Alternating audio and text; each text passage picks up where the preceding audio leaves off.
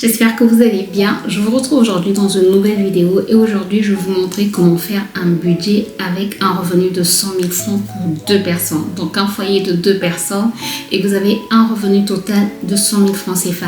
Les gens pensent que quand on gagne peu, c'est pas possible de faire un budget, c'est pas possible de le respecter, c'est pas possible d'avoir de l'épargne. Si c'est possible, il suffit d'avoir quelques astuces. Après, je sais que c'est pas toujours évident, mais je vous assure que c'est possible. Je ne vous dis pas que ça sera facile, mais c'est possible. Donc sans plus tarder, si vous avez cliqué sur la vidéo, c'est parce que vous voulez voir comment faire un budget avec 100 000 francs. Et en passant, si vous avez d'autres questions, n'hésitez pas à les mettre dans les commentaires. Je me ferai un plaisir de vous répondre. Et si vous avez un budget spécifique, si vous voulez que je fasse aussi une vidéo sur un budget spécifique, n'hésitez pas aussi à me le mettre en commentaire. Je me ferai un plaisir de vous faire une vidéo dans ce sens. Si vous voulez aussi d'autres sortes de vidéos sur le plan financier, n'hésitez pas à me le dire toujours dans les commentaires. Sans plus tarder, on va passer dans le vif du sujet. Alors, tout est noté, comme ça au moins je n'oublie rien. J'ai déjà fait des shorts avec, je pense, un short ou deux shorts en parlant de comment faire un budget avec un revenu de 100 000 francs. Mais là, je vais vraiment aller un peu plus en profondeur. Donc, vous avez un revenu de 100 000 francs pour deux personnes. La première catégorie, alimentation. Normalement, on enlève d'abord l'épargne. Oui, normalement, l'épargne, c'est ce que vous enlevez en premier quand vous avez votre revenu. Donc, pour l'épargne, on va enlever 5% par rapport au revenu. Voilà. On peut enlever 10% quand le revenu est assez élevé. Mais quand c'est pas possible, ne vous prenez pas la tête. Non, on n'est pas là pour se prendre la tête. On est là pour vivre, pour jouir un peu de la vie et pour épargner aussi, donc pour penser à notre nous du futur. Donc, on n'est pas là pour se prendre la tête. Donc, l'épargne, on met 5 000 francs, soit 5% de côté. Tu trouves peut-être que c'est petit, mais je t'assure que si chaque mois, tu mets 5 000 francs de côté, tu vas voir qu'au fur et à mesure que tu vas avancer, ton enveloppe va augmenter et à la fin de l'année, tu vas te retrouver quand même avec quelque chose. Au lieu qu'à chaque fin d'année, tu te retrouves toujours sans rien, tu ne sais pas quoi faire, tu es là, bref, tu n'as que tes yeux pour regarder le vide qui est dans ton compte, quoi. Là, cette fois-ci, chaque mois, tu mets 5 000 francs de côté, donc 5% de ton revenu. Ensuite, on passe à l'alimentation. L'alimentation, on passe à 40 000 francs CFA. Alors là, je parle en termes de francs CFA parce que je me dis qu'il y a plusieurs personnes qui me suivent qui sont en Afrique, surtout en Afrique centrale et en Afrique de l'Ouest, on utilise les francs CFA. Voilà pourquoi je parle de francs CFA. Mais si vous êtes en Occident, vous utilisez votre monnaie et vous essayez de faire par rapport à ce que je suis en train de faire. Voilà pourquoi je donne aussi le pourcentage. Mais si vous voulez que je puisse vous faire un budget avec un revenu en euros, n'hésitez pas aussi à me donner votre revenu et je me ferai un plaisir de le faire. Donc l'alimentation 40%, soit l'alimentation 40% de votre revenu, soit 40 000 francs CFA. Le loyer ou la participation au loyer, parce que parfois on vit en famille, mais on doit quand même participer aux charges. Et si on vit en famille, ça va revenir moins cher. Mais si c'est un loyer, c'est une maison qu'on loue, 25 000 francs CFA pour la maison, soit 25% de votre revenu. Il y a des gens qui gagnent 100 000 francs et qui vont payer 50 000 francs CFA de loyer. Donc, soit 50% de leur revenu. Ça, c'est pas du tout normal. Ou qui payent 40% de leur revenu. Ça aussi, c'est pas du tout normal. Donc, 25% pour le loyer. Eau plus électricité, 8 000 francs, soit 8% de votre revenu. Après, dans notre pays, par exemple, l'eau se paye tous les 2 mois. L'électricité aussi, c'est tous les 2 mois. Et si vous êtes dans une cour commune, normalement la facture, vous la subdivisez par rapport au nombre de maisons et vous payez. Donc ça peut être moins aussi. Téléphone plus internet, 5 000 francs. Et quand vous faites ce budget-là, il faut vraiment le respecter. Quand c'est fini, c'est fini. Donc, téléphone plus internet, 5 000 francs CFA. Aujourd'hui, il y a des forfaits internet, donc tu peux prendre un forfait, par exemple avec 1000 et quelques, tu as un forfait tout réseau de 60 minutes, je pense, à RTL. Bref, à MTN, je ne sais pas comment ça se passe. Le transport, 7 000 francs CFA, soit 7% de votre revenu. Quand vous gagnez moins, ne vous amusez pas à prendre des taxis. Prenez des bus. Ne vous amusez pas à prendre des taxis. Prenez les transports en commun. Voilà. Produits ménagers et hygiène, 5 000 francs parce qu'on doit prendre soin de notre maison, on doit aussi prendre soin de notre corps, c'est important. Santé, médicaments, 5 000 francs. On ne tombe pas malade tout le temps, mais au moins acheter un petit Doliprane ou un anti-inflammatoire, voilà, 5 000 francs, c'est ça. Pour la santé et les médicaments. L'épargne ou l'urgence, on met 5 000 francs de côté. Alors, pour pouvoir tenir ce budget, il faut mettre son argent dans des enveloppes. On met l'argent dans des enveloppes et ensuite, on respecte le budget. C'est-à-dire, si je n'ai plus l'argent des produits ménagers, c'est fini, c'est fini. On doit faire de notre mieux pour tenir pendant 30 jours avec les produits ménagers qu'on va acheter à 5 000 francs.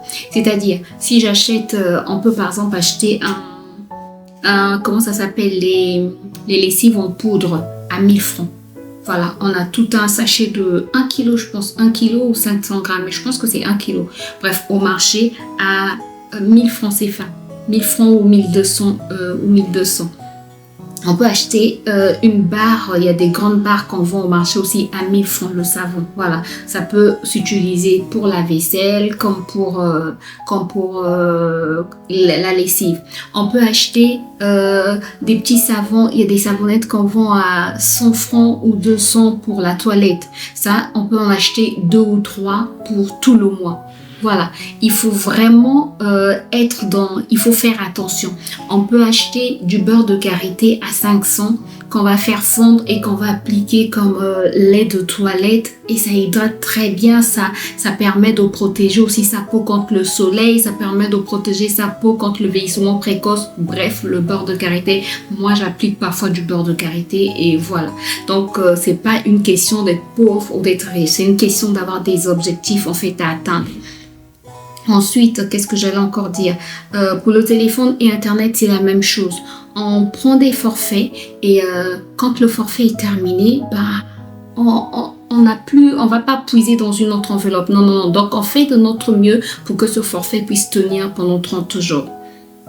Ensuite, pour le budget à 40 000 francs, j'ai reçu une question qui me demandait comment faire pour le budget alimentation, pour que le budget alimentation puisse suffire avec 40 000 francs CFA. Il faut avoir des astuces. 40 000 francs CFA, ça veut dire que en moyenne par jour, on doit utiliser à peu près 1300 francs pour 2 personnes. 1300 francs, on va pas s'amuser à aller manger des burgers. On va pas s'amuser à aller manger de la viande. On va pas s'amuser à aller manger des choses qui coûtent cher. À manger de la banane plantain, par exemple, qui va coûter cher. Non. Avec 1300 francs par jour, on peut par exemple acheter un quart de riz qui coûte, je pense, 350 francs CFA. On achète des ailes de poulet à 500 francs CFA. On achète de la tomate ou on achète l'oignon à 25, ciboulette à 25. On achète l'huile à 100 francs. On achète aussi la tomate à 100 francs. Bref, on achète le charbon à 100 francs ou à 200. On achète du sel à 25 francs. Bref, après, tout ce qui est sel, huile, on peut acheter 1 litre. Le sel, on peut acheter un quart. Le sucre, on peut acheter un quart. On met dans la maison et je vous assure que c'est possible. Je sais que ça ne sera pas facile, mais c'est possible. Et c'est pour un moment. C'est pour un moment. On épargne pour ensuite pouvoir ouvrir une autre activité qui va nous permettre d'avoir d'autres revenus. Donc, on souffre pour un moment pour ensuite être mieux après. Donc, c'est vrai qu'on va souffrir pendant peut-être 3 mois, 4 mois, 5 mois, mais après, quand on aura peut-être 20 000 francs de côté, ça va nous aider à ouvrir une autre activité, à démarrer une autre activité qui sera une deuxième source de revenus. À ce moment-là, le budget alimentation pourra augmenter. Donc, ne vous limitez pas dans la tête par rapport aux 40 000 francs. Ne vous dites pas 40 000 francs, je vais souffrir. Oui, c'est vrai. Tu vas souffrir, c'est vrai. Ça va demander des sacrifices, ça va demander des efforts. Mais c'est pour juste un moment. Après, ça ira mieux. Ensuite, alors, pour bien gérer ce genre de budget, 100 000 francs pour 2 personnes, parce que c'est pas toujours évident, payez d'abord les dépenses fixes, c'est-à-dire loyer, eau, électricité. Et puis, quand on peut acheter en gros, on achète en gros. C'est-à-dire, ça sera peut-être pas possible d'acheter un sac de riz, mais on achète, par exemple, un quart, 2 quarts de riz, on achète 2 quarts de haricots qu'on met dans la maison, on achète 1 litre d'huile. Voilà, ça va revenir moins cher si on les achète comme ça. Et on cuisine à la maison, on s'amuse pas à aller manger au restaurant. Non, non, non. On cuisine ses repas à la maison, comme ça quand il y a un reste, on peut le manger le lendemain. On peut manger le même repas le matin, le midi, le soir. Il n'y a pas de souci pour ça. Et parfois jeûner aussi. Voilà, ça fait du bien au corps, hein, jeûner. C'est pas seulement pour la prière. Le jeûne, c'est aussi important pour être en bonne santé. Voilà. Et ensuite, constituer une petite épargne. Même si c'est 5 000 francs seulement que tu vas mettre de côté par mois, je t'assure que ça va t'aider. Ça va t'aider et à la fin, tu vas vraiment, à la fin de l'année, tu vas te dire, ah oui, je me suis sacrifiée, mais ça m'a apporté un plus. Et suivre aussi ses dépenses. C'est important de suivre ses dépenses. C'est important de regarder où est-ce que tu as dépensé plus, où est-ce que tu as dépensé, où est-ce que tu pouvais épargner, où est-ce que... Si tu commences par exemple à noter tes dépenses journalières, tu vas voir que parfois tu as dépensé un petit 25 francs pour acheter de l'eau à l'extérieur alors que tu pouvais sortir avec ta bouteille d'eau et prendre ta bouteille d'eau et prendre ton eau et tu n'aurais pas utilisé les 25 francs ou les 50 francs ou les 100 francs pour l'eau, tu vois. Et ça te permet d'économiser ces 100 francs. Tu trouves que c'est seulement 100 francs, mais sur 10 jours, ça te fait 1000 francs. Sur 20 jours, ça te fait 2000, tu vois. Donc, imagine que au lieu de sortir sans bouteille d'eau, tu sors tout le temps avec ta bouteille d'eau, tu vas plus acheter l'eau à l'extérieur. Quand tu vas au travail, tu prends les restes de nourriture, tu n'auras plus besoin d'acheter de la nourriture au travail.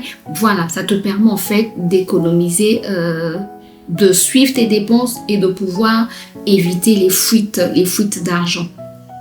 Et ensuite, imagine si tu mets 5 000 francs de côté, en 6 mois, tu auras 30 000 francs. Avec 30 000 francs en 6 mois, tu pourras ouvrir une autre activité qui va te permettre d'avoir d'autres revenus. Donc, voilà ce que tu peux faire. Et ensuite, l'argent, il faut répartir cet argent dans des enveloppes. Ça va mieux t'aider à regarder ton argent, à gérer ton argent. Comme ça, si tu sais que dans l'enveloppe nourriture, il te reste que 20 000 francs, ben, tu dois faire attention en fait. Si tu sais que dans ton enveloppe transport, il te reste que 3 000 francs, tu dois faire attention. Alors que tu es encore au cash, tu dois faire attention. Donc, chaque budget, chaque catégorie plutôt doit avoir son enveloppe et tu vas voir que ça va beaucoup t'aider.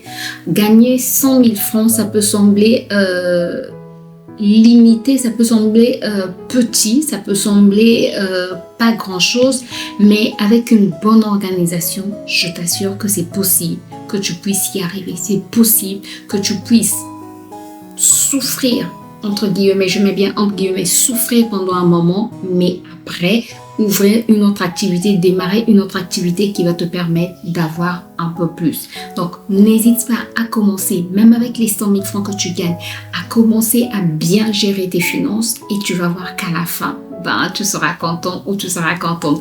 J'espère que cette vidéo vous a plu. Si c'est le cas, n'hésitez pas à me laisser des pouces en l'air. N'hésitez pas à vous abonner pour plus de vidéos finances. Et comme je l'ai dit au départ, si vous avez des idées de vidéos, n'hésitez pas à les mettre en commentaire. Si vous voulez que je traite un sujet particulier, n'hésitez pas à le mettre en commentaire. Je me ferai un plaisir de vous faire la vidéo, de vous filmer la vidéo.